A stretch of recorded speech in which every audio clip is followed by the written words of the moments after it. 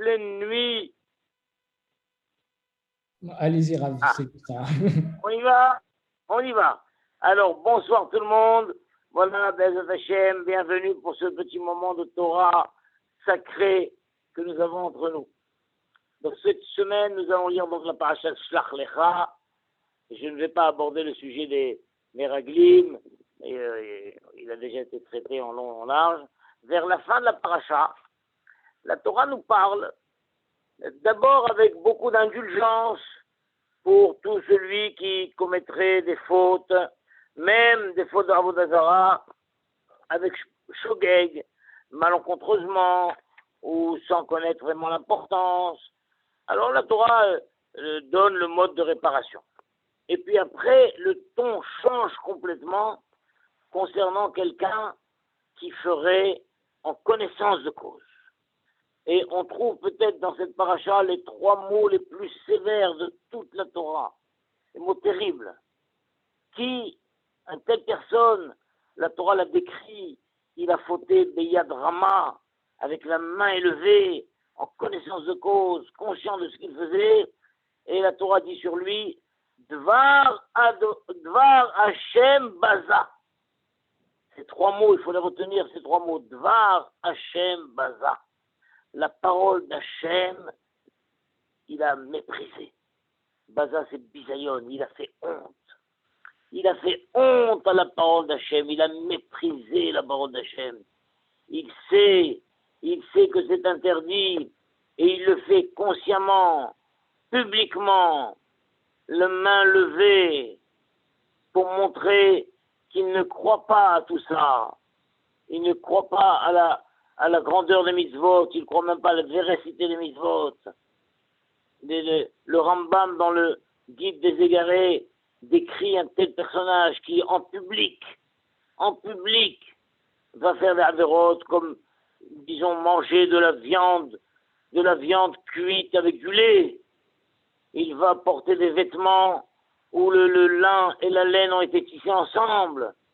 Il va couper les coins de la barbe, les coins des cheveux, comme aujourd'hui c'est les coupes modernes où on se rase complètement. On ne laisse rien, on ne laisse pas ce que la Torah veut qu'on laisse les péotes. Et ça, il le fait publiquement, effrontement. La Torah dit c'est un vrai blasphème, toutes ces choses-là. Dvar Hashem Baza. Il a fait honte à la parole d'Hachem, il a méprisé la parole d'Hachem. C'est une chose terrible, ça.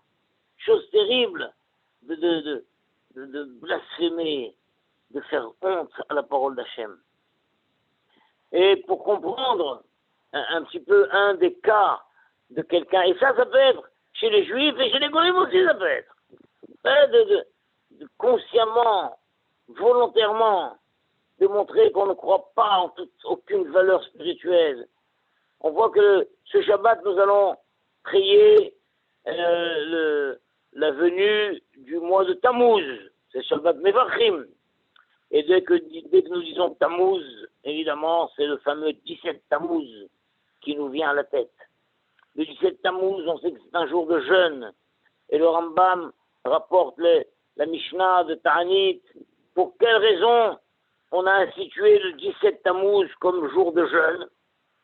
Parce que 5 malheurs sont arrivés dans l'histoire. Le premier de tous, évidemment, c'est Moshe Rabbeinu qui a brisé les tables de la loi. C'était le 17 Tammuz. Ensuite, dans le premier Beth Amikdash, il y a eu interruption du Korban Tamid, le Korban journalier que nous apportons. Vous savez que nous, les Juifs, nous apportons le Korban Tamid qui est d'une importance essentielle. Un mouton le matin, un mouton l'après-midi. Et la Torah surnomme ça, Kavechol, le manger d'Hachem. Nous, les Bnei Israël, c'est comme si nous étions chargés de nourrir Hachem. Kavechol. Et nous offrons tous les matins un mouton pour le petit déjeuner, Kavechol d'Hachem. Et l'après-midi, pour le déjeuner et le dîner, un autre mouton. Pour Hachem, le Korban Tamid, c'est quelque chose d'essentiel. Eh bien, bien, dans le premier Beth Amikdash, on n'a plus de moutons pour offrir le Korban Tamid. C'est un grand drame. Et dans le deuxième Beth Amikdash, la première faille a été faite dans les murailles de Jérusalem. C'était le 17 Tammuz. Et puis, il y a eu, après l'occupation du Beth Amikdash, on a mis une statue en plein Beth Amikdash. Oh, quel drame terrible! Et il y a aussi un événement, un rachat, qui était probablement un général romain ou grec, Apostomos. Apostomos, un rachat, a brûlé la Torah. Pour ces 5 événements qui sont arrivés le 17 Tammuz, nous jeûnons le 17 Tammuz. Alors le Rav Bergman, que j'ai entre les mains le Sefer Sha'arei Orah, pose la question, c'est quand même étrange, cet événement de ce rachat Apostomos qui a brûlé la Torah.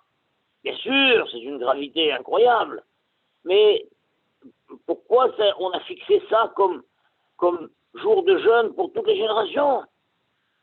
Ça n'a pas l'air d'être un événement à portée nationale. Briser les tables de la loi, des choses historiques. Interrompre le Korban Tamid, c'est tout le cas Israël. Les failles dans la muraille, ça concerne tout le cas Israël. Mettre une statue en plein Beth Amikdash, on comprend, ce sont des événements cosmiques qui justifient qu'on institue un jour de jeûne pour toutes les générations.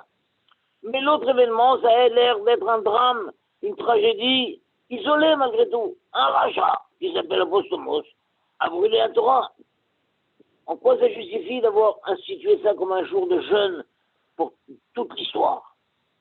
Alors la vérité, tout le monde pose la question, et le Tiferet Israël, un commentateur de la Mishnah, sur la Mishnah Ta'anit, dit, ah oui, mais ce n'était pas n'importe quel Sefer Torah. C'était le Sefer Torah que Ezra à Sofer avait écrit. Ce Sefer Torah qui avait été écrit avec une minutie incroyable par le plus grand Sofer de l'histoire, Ezra. Et ce Sefer Torah servait de modèle à tous les autres Sefer Torah. Chaque fois qu'un Sofer voulait écrire un Sefer Torah et qu'il y avait le moindre doute sur la forme d'une lettre ou quoi que ce soit, on avait le Sofer de modèle. Eh bien lui, il a brûlé le modèle. Alors, on comprend que ça a été un drame d'une dimension historique. Et ça, on a institué un jour de jeûne pour ça. Ou le Tiferet Israël dit, ou bien, il faut dire que, quand on dit qu'il a brûlé la Torah, il n'a pas brûlé un seul Sefer Torah. Il a dû réunir des dizaines de Sefer Torah. Peut-être tout ce qu'il a pu réunir comme Sefer Torah. Et il a brûlé le tout. Un petit peu comme la même histoire qui était arrivée à l'époque de Saint-Louis, où on avait rempli 24 charrettes de Talmud. On avait ramassé en France et dans le reste de l'Europe tout ce qu'il pouvait y avoir comme exemplaire de Talmud. Et ils ont cru qu'ils allaient brûler toute la Torah. Et on les a amenés en place de grève. Vous savez, la place à l'heure actuelle, c'est à côté de la place de Tel-de-Ville. On a brûlé là-bas 24 charrettes de Talmud. C'est un drame. Et justement, certains continuent même aujourd'hui à jeûner le fameux vendredi de Parashat Chokat. Puis c'était un vendredi. Alors ça aussi, ce fameux Apostomos, quand on dit qu'il a brûlé la Torah, il a peut-être ramassé un nombre incalculable de Sifrei Torah, il a brûlé tout ça. Mais le Rav Bergman dit, malgré tout, ces deux Hidushim du Tiferet Israël n'ont pas de source. Le Tiferet Israël ne cite pas une source à ce qu'il a dit, c'était soit le Sefer Torah de Ezra, soit il a brûlé une quantité de Sefer Torah. Par ailleurs, nous trouvons que le Yerushalmi pose la question. Il n'a jamais dit, et Ranzarva, où est-ce qu'il a brûlé? C'est quoi cette question? Peu importe. Peu importe où il a brûlé, que ce soit là ou là. Non, il faut que le Yerushalmi dise, les Ma'avarta de Lod. Incroyable. Incroyable, incroyable. Dans le Ma'avarta, c'est le pont de Lod. Incroyable, nous vivons ici des événements où il y a 1 ou 2 semaines, justement dans la ville de Lod, ça a recommencé. Des petits saccageurs ont brûlé, ont mis le feu à des synagogues, ont brûlé des Sifrei Torah. C'est une chose terrible. Et ben on voit que l'histoire n'a pas démarré, ça s'est déjà fait. Où ça s'est déjà fait? Justement, dans la ville de Lod, mais pas dans la place. Non, sur le pont. Le pont, à l'époque, les grands immeubles n'existaient pas. Tous les immeubles étaient d'un étage ou de 2 étages. 2 étages, c'était maximum. Et la construction la plus élevée d'une ville, c'était le pont. Il y avait un pont qui traversait la ville d'une part et d'autre. Quelqu'un qui ne désirait pas traverser la ville et être retardé, alors il pouvait traverser la ville en empruntant le pont de la ville. Et chaque ville avait comme ça un pont. Et le pont était la construction la plus élevée. La plus élevée. Et bien sûr, Apostopos, il a pris un Sefer Torah, il a brûlé. Mais il n'a pas brûlé ça sur la place de la ville. Il a pris ce Sefer Torah, il est monté sur le pont. Le pont culminant, duquel on voit toute la ville et la ville le voit. Et il a dit, Juifs, vous me voyez? Tout le monde me voit. Il n'y a pas un seul juif qui ne voit pas. Vous voyez ce que j'ai en main? J'ai un Sefer Torah. Et la ville, de même que nous levons la Torah et nous disons, Vezot ta Torah, cher Saint Moshe, on lève la Torah pour que tout le monde la voie. Lui, il a levé la Torah pour que tout le monde la voie et piou, il a mis le feu. Il a mis le feu à la Torah publiquement, dans le pont le plus élevé de la ville pour que tout le monde le voie. Oh, ça s'appelle Dvar Hashem Bazar. La parole d'Hachem, il a méprisé. Un bisaïon au Dvar Hashem. Une honte à la parole divine. Une honte à la Torah divine. Ah, et tout le monde a été ébranlé. Il semble que ce soit la première fois de l'histoire qu'une telle chose se soit produite.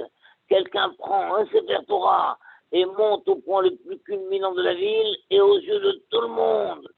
Après être certain que tout le monde le voit, il brûle le Sefer Torah.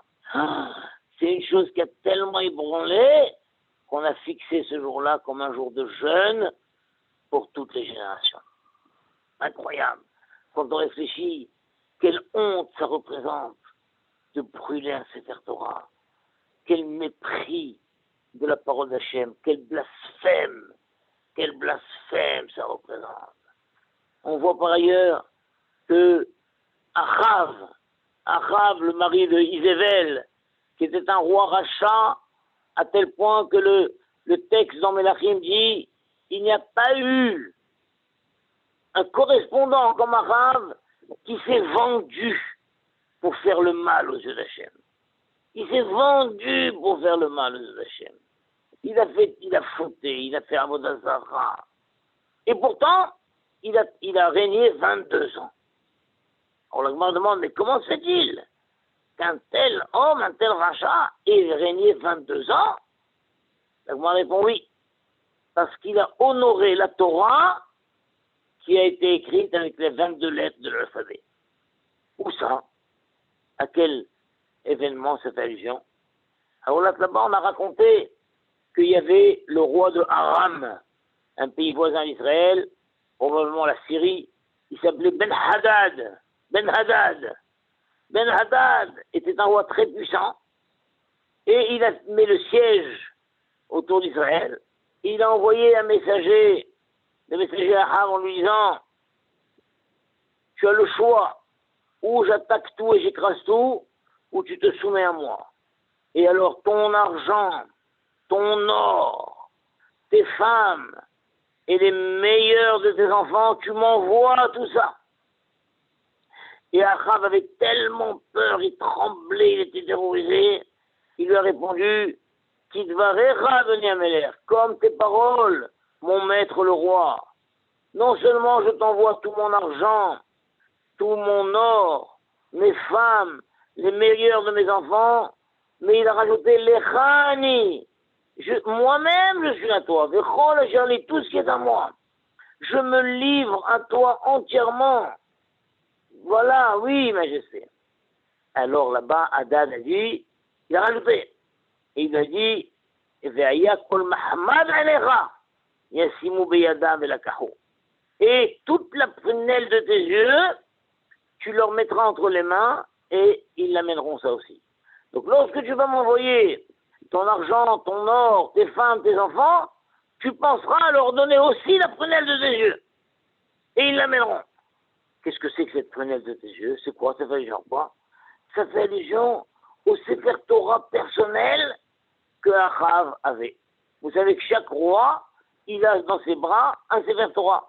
Un petit Sefer Torah qu'il tient avec lui tout le temps pour se rappeler constamment d'être fidèle à la Torah.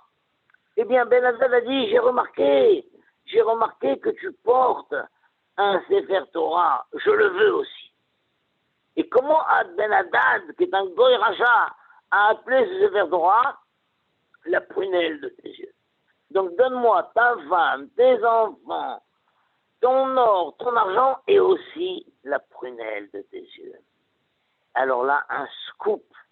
Achav lui a dit, mes femmes, mes enfants, mon or, mon argent, moi, nous sommes tout à toi, majesté.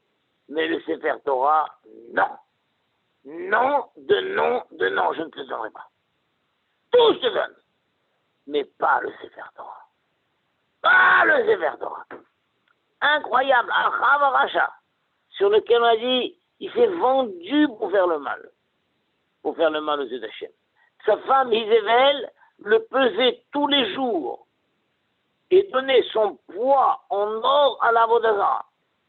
Tout. Mais quand il s'est agi de donner le Sefer Torah, non. Non.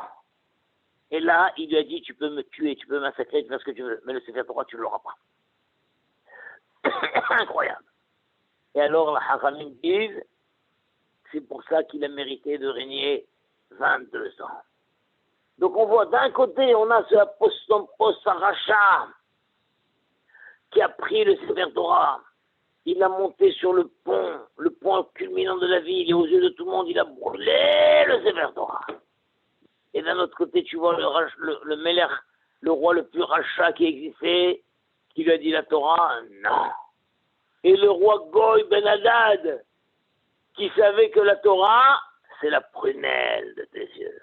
Incroyable. D'un côté, on a un bisayon d'Hachem, un mépris d'Hachem, un mépris de la Torah, et d'un autre côté, un kavod incroyable pour la Torah, pour la parole d'Hachem. Incroyable. Incroyable. Alors, donc de nos jours, où nous voyons ça, combien ces voyous ont brûlé le Sefer Torah, combien ça fait mal, combien c'est une chose grave, et combien on doit réagir. Et ça veut dire quoi réagir? On voit que si c'est institué comme un jour de deuil, et le Rambam écrit là-bas que le but du jeûne n'est pas de jeûner. Le but, c'est de réveiller le cœur et d'ouvrir notre cœur et notre conscience à la tchouva et de comprendre, mais qu'est-ce qui dans notre comportement a pu amener à une telle chose? Comment on en est arrivé là? Et donc, concernant notre histoire, comment on en est arrivé qu'un rachat prenne la Torah et monte en haut du pont et la brûle aux yeux de tout le monde? On trouve une paracha incroyable, ce qu'est ce qu'on appelle la paracha de la Egla Arufa. La Torah raconte que si on a trouvé un cadavre dans les champs, entre deux villes, on mesure la ville la plus proche. Et tous les anciens de la ville viennent et se lavent les mains devant un petit ruisseau qui coule. On amène un veau qui n'a pas eu d'enfant encore et on lui brise la nuque. Et on fait toute une cérémonie. Et les anciens déclarent, nos mains n'ont pas versé ce sang. Et après, à la fin de toute cette cérémonie, la Torah dit, et toi, de cette manière, tu élimineras ce sang innocent qui a coulé, car tu feras ce qui est droit aux yeux d'Hachem. C'est quoi cette conclusion? Car tu feras ce qui est droit aux yeux d'Hachem. Rachid dit, ce passouk vient nous apprendre que si après avoir fait toute cette cérémonie, entre guillemets, on finit par trouver l'assassin, on ne dit pas, ah ben bon, ça y est, on a fait ce qu'il fallait faire. Non, non, non. Tu feras ce qui est droit aux yeux d'Hachem, vous prenez l'assassin, vous le jugez, vous le condamnez. D'accord? Toute cette cérémonie n'est que en attendant qu'on trouve un jour l'assassin. Et peut-être qu'on ne trouvera jamais. Alors on a fait quelque chose pour essayer d'obtenir le pardon.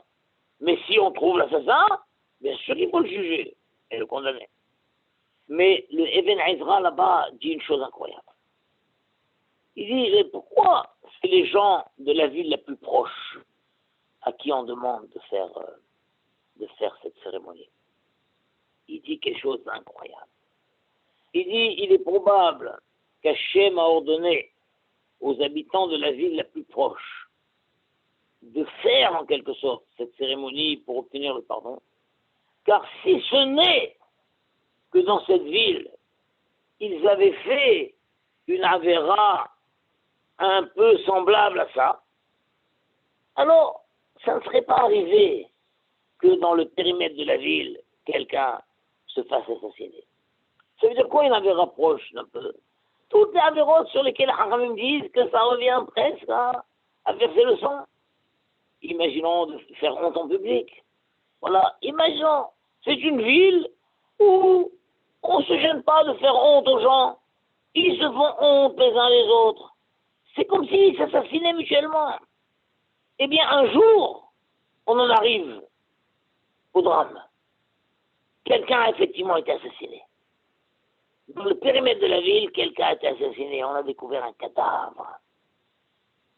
Et si, dans cette ville, on ne faisait pas des choses qui avoisinaient le meurtre, ça ne serait pas arrivé. Et donc, quand la Torah dit, tu feras ce qui est droit aux yeux d'Hachem, c'est-à-dire que cette ville doit se dire, oh là là, si une telle chose est arrivée dans le périmètre de notre ville, c'est que nous, on a quelque chose à se reprocher.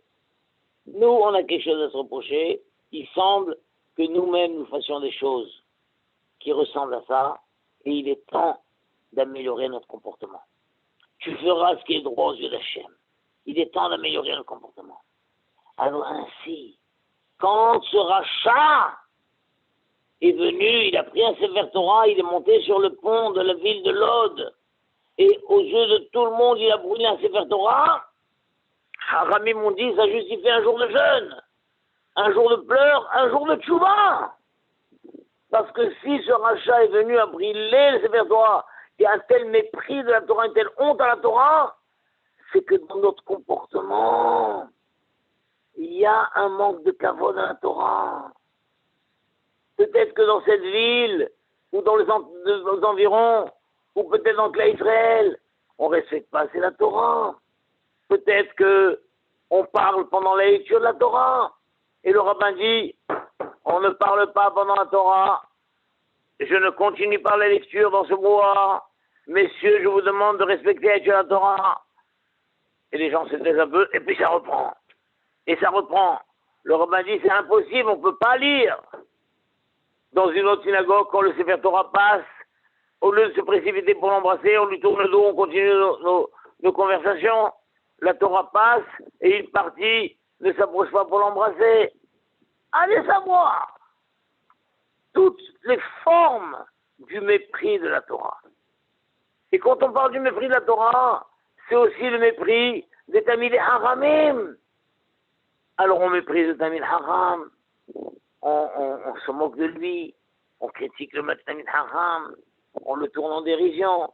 Allez savoir toutes les facettes qui peuvent exister, qui s'appellent Dvar Hashem Baza.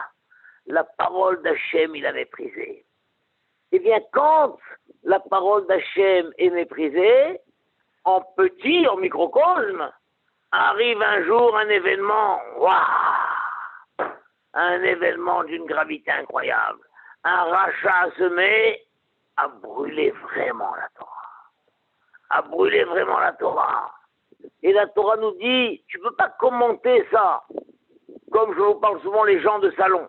Les gens de salon qui commentent les événements. Ils disent, oh là là, t'as entendu ce qui s'est passé à Lod? Oh là là, il paraît qu'on a brûlé la Torah, oh c'est terrible quand même. Non, non, non, non. Tu ne dois pas commenter l'événement comme un journaliste, ou comme un historien, ou comme je vous ai dit les gens de salon. Tu dois te dire, mais comment se fait-il qu'on en arrive là? Mais comment peut-on arriver là que la Torah a été brûlée? Mais ça justifie un jour de jeûne, un jour de tchouva. Mais tchouva sur quoi? Tchouva, qu'est-ce qui dans notre comportement a pu amener à une telle chose? Qu'est-ce qui dans notre comportement s'apparente à un manque de respect de la Torah, un mépris de la Torah, un blasphème de la Torah? Qu'est-ce qui dans notre comportement s'apparente à ça, qui fait qu'un jour ça se révèle à grande échelle et qu'un apostomos a brûlé la Torah? Incroyable. De nos jours, à peine il y a 2 semaines, vous avez entendu parler que la situation n'est pas encore rentrée dans l'ordre en Israël. Dans toutes les villes où il y a une population juive et arabe, donc la ville de Lod est un modèle, mais la ville de Haïfa, la ville de Tibériade, dans tous les endroits où on a cru qu'on peut vivre dans une belle dualité, ensemble, les 2 communautés, alors tout s'est écroulé. En un instant, tout s'est écroulé. Les Juifs, en Israël, les Juifs ne peuvent plus marcher tranquilles dans certaines villes. Ils ont peur d'être poignardés. C'est pas à Barbès, c'est en Israël. Incroyable. Et ça se manifeste par quoi? On brûle les synagogues. En Israël, aujourd'hui, on brûle des synagogues. On brûle des synagogues, on brûle des Sifrei Torah. Mais comment une telle chose peut arriver? Comment une telle chose? Alors les gens disent, mais comment la police laisse faire ça? Mais c'est une autre question. Notre question est beaucoup plus profonde. Comment une telle chose peut arriver? La réponse, Dvar Hashem Bazar. Il y a un mépris peut-être quelque part de la parole d'Hachem à un petit niveau. Mais ce mépris à petit niveau, il est tellement répandu qu'un jour arrivent des Réchaïm et brûlent publiquement la Torah, brûlent des synagogues. Le jour où on s'arrêtera de parler dans les synagogues, on fera plus des blagues dans les synagogues. Les synagogues, c'est pas un lieu de rencontre. Dans les gares, il y a marqué point de rencontre. La synagogue, c'est pas un point de rencontre. La synagogue, c'est un lieu de prière. On vient pour prier. On vient pas pour commenter les événements de la semaine ou pour parler de nos projets de vacances ou pour parler de quoi que ce soit ou de commenter le bronzage qu'on a pu avoir. La synagogue, c'est un lieu de prière. Le moment de la lecture de la Torah, c'est un moment sacré. On ne peut même pas sortir. Sortir, si quelqu'un veut sortir, même s'il y a besoin de toilettes, non, sort pas pendant le passage de lecture. Attends que ce passage soit terminé pour sortir. On ne sortait jamais pendant le passage de lecture. C'est une chose très grave. On dit des choses terribles pour ces gens-là qui sortent alors qu'on est en train de lire. Non, attends qu'il ait terminé de lire avant qu'on appelle le deuxième, le lecteur suivant. Là, tu peux sortir, mais ne sors jamais au milieu de la lecture. A fortiori, ne parle pas pendant la lecture. Attention. Et quand on ouvre l'Arche Sainte, ne donne pas le dos à l'Arche Sainte. Et quand on sort le Sefer Torah, précipite-toi pour aller l'embrasser. Quand on le remet le Sefer Torah, approche-toi. Et quand on fait l'Akbara, lève tes yeux, lève la main et tu dis Vezot à Torah et tu te prosternes légèrement. Oh, il y a un tel kavod à Torah. Le contraire de tout ça s'appelle Kidvar Hashem Baza. La parole d'Hachem, il a méprisé. Il a fait honte à la parole d'Hachem. Et un jour, un apôtre se lève et brûle la Torah.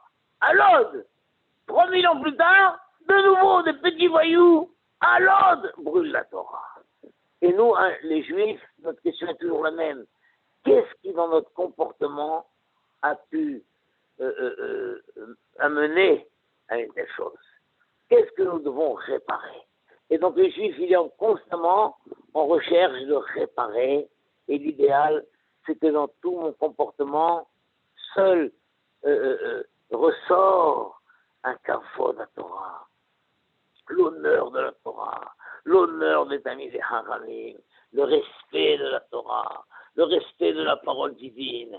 Et de cette manière, je peux vous le promettre, plus personne ne brûlera jamais un Sefer Torah. Ils pourront pas.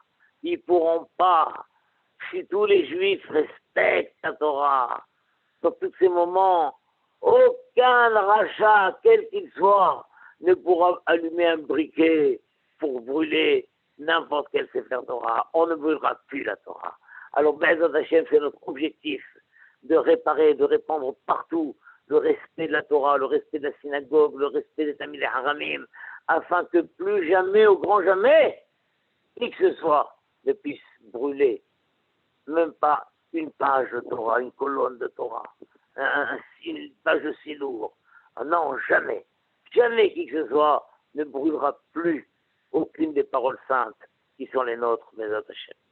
Voilà, Be'ezrat Hashem, Shabbat Shalom, mes chers amis, et répandons autour de nous le respect que nous, les Bnei Israël, nous devons à la Torah, de ne pas parler pendant la lecture de la Torah, de ne pas parler pendant la sortie de la Torah, pendant le retour de la Torah.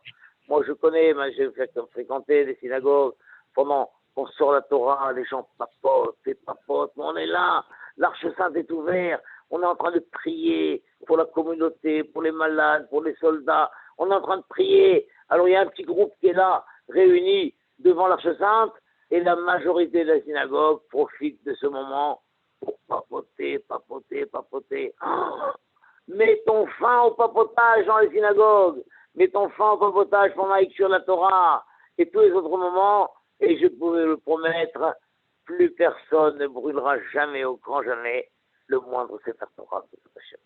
Voilà. Shabbat Shalom, mes chers amis, à très bientôt, Be'ezrat Hashem, et que nous puissions voir le resplendir le kavod de la Torah dans le monde entier. Merci Rabuzan, vraiment c'est un coup très très touchant. J'ai en cœur, hein, vraiment. J'ai des larmes qui coulent par les yeux, vous ne savez pas comment c'est très très ouf, Akadosh Baruch Hu Ya'azor Lanu Nachzor B'Tshuva Be'ezrat Hashem. Amen, amen, qu'Hachem nous protège et que nous respections, Be'ezrat Hashem, Chazak. Amen. Qu'Hachem vous protège. À très bientôt, j'espère vous rencontrer tous un jour. Au revoir, mes chers amis, au revoir.